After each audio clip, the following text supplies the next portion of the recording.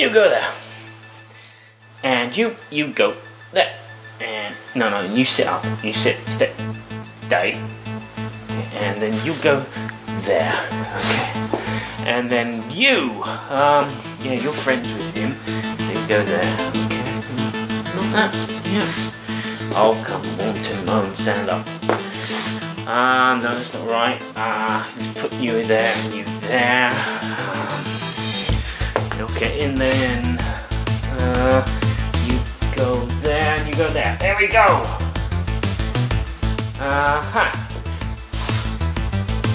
So where do you go?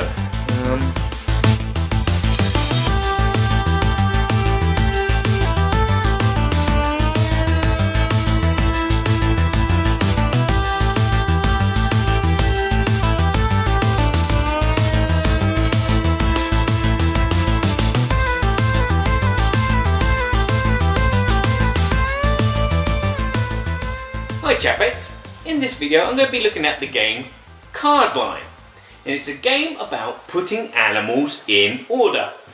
Now you're probably saying to yourself, that box looks familiar. Well, it should be for several reasons. Cardline is from the same designer and the same publishers as the game Timeline, and they all share a similar thing. They're card games where you put cards in order. So, is Cardline just a repackaging, retheming of Timeline? Well, no. You know what? It's something better. How is it better, Barry? Well, I will say that Cardline is a board game that everybody should be making space for. Yes, you should be throwing away your top trumps, and you should be throwing away your Millborn and any other insufficient games in your collection. And no, you stay there. Okay? And you should be replacing it with Cardline, making that space. Now, before any of you hardcore gamers go, "Oh Barry, I'm a hardcore gamer, this does not appeal to me," and then you switch this video off, this appeals to you as well, because you probably are a family, or one day you might have a family. And this game is great for families. This game comes in at that level of sophistication as much as Top Trumps. So it's like, it has that entry level, okay? But there's so much more to it. The game is well explained in this very small, well-written manual. Even from the front page, you can tell how to play the game. It says, how do you play? The first player takes a card, places it either to the left or the right of the card in play. If it's correct, it stays in play. Player moves on to the next player. If it's wrong, that card gets put in the discard pile and you take another card from the deck. Simple. I told you this game was better. So why is it better than Timeline? Well, Timeline, you had these cards. In Cardline, you got these cards. Obvious different size.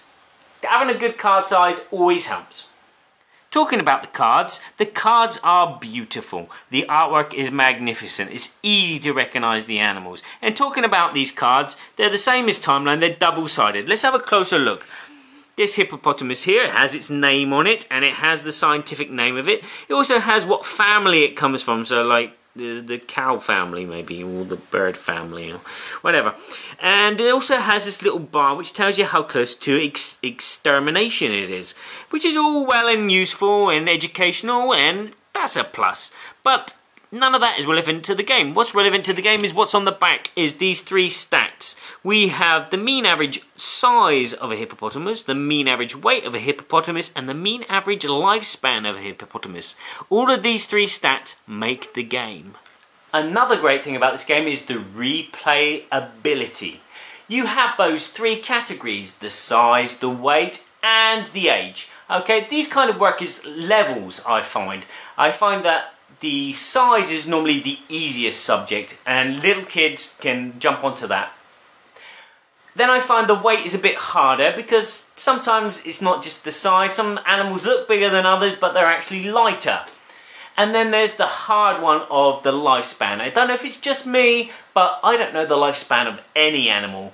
I know that a cat has 9 lives, but that's about it.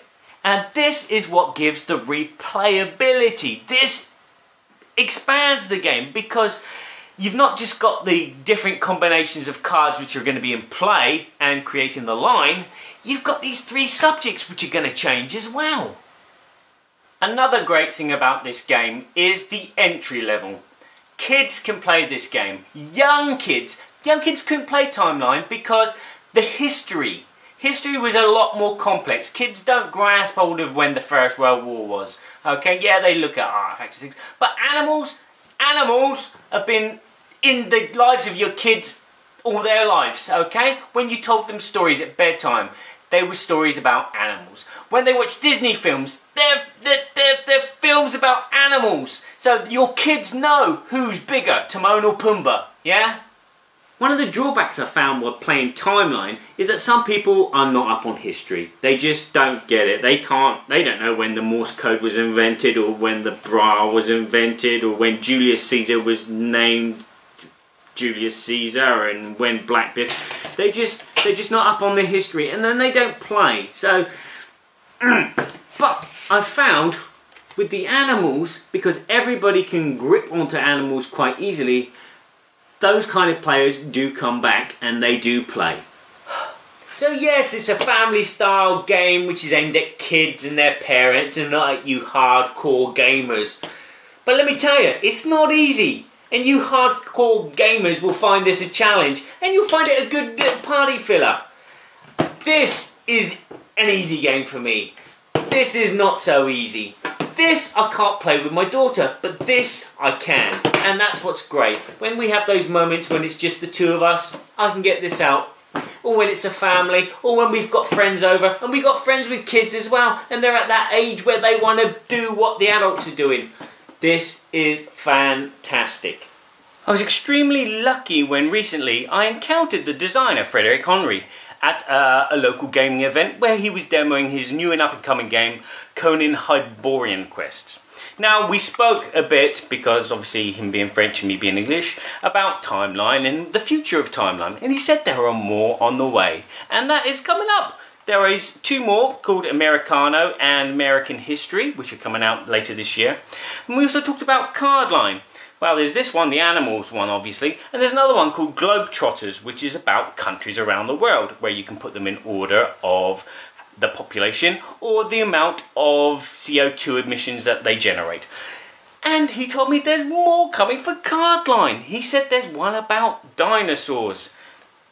And who doesn't like old dinosaurs?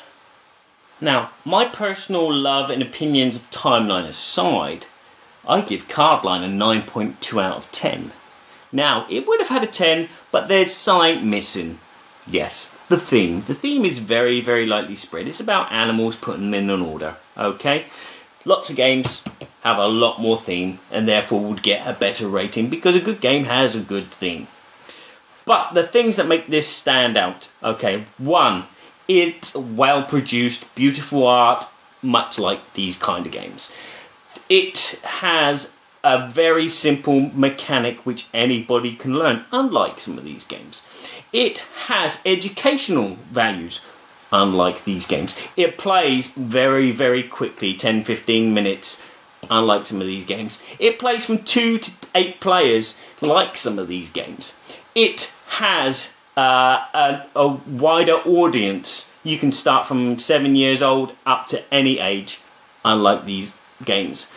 And the other thing is, this game hits the table a hell of a lot more than these games. I'd love to play these games more. I'd love to play these at least once, twice a week, but it doesn't happen. This happens all the time, naturally. So, that's it. Cardline. It is an excellent, well worth game.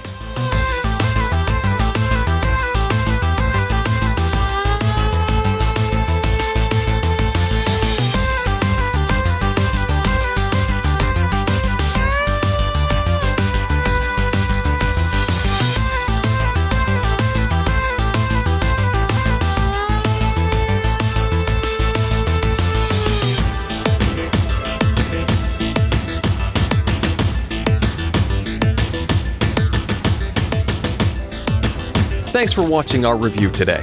For more information about board games, as well as the #1 board game audio podcast, check out Dicetower.com for reviews, interviews, and more. I'm Eric Summerer, and you've been watching The Dice Tower.